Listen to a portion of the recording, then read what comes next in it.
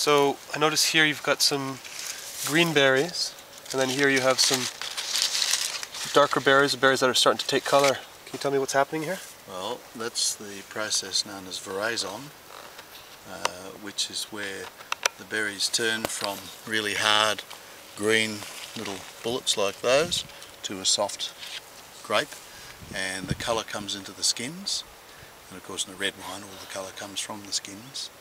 So, but as you can see, they start off, they're green, but then they soften and gain colour, and that's how we make red wine.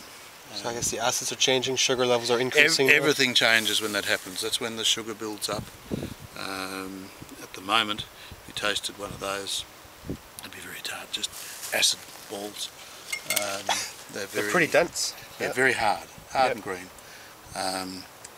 which is how the berry starts out.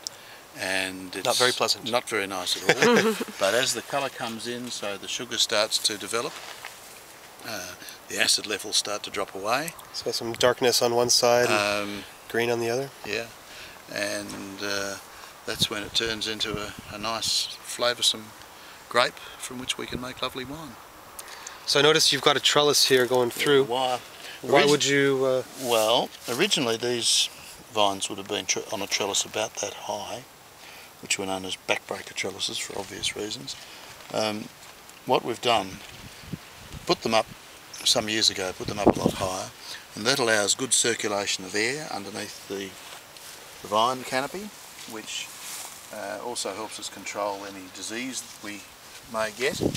But disease is not a big problem in this region because, you know, we generally have these very dry summers, we don't have humidity, and but this does help control it if we did have a problem. No, these were trellised up that height about, I think about 12 years ago, 12, 14 years ago.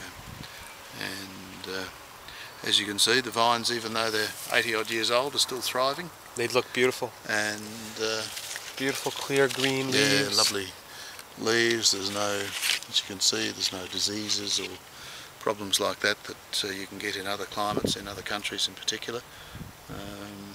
We don't get those sorts of problems. We are very careful on the sort of sprays we use. There's a little bit of sulphur used, and that's really all.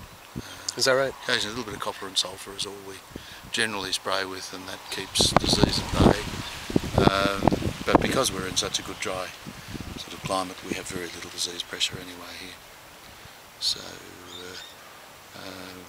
we don't spray chemicals all over our vines because we don't think that does any good. Yep. And as you can see, they're very, very healthy. Nice. Well, thanks, Reg. You're welcome.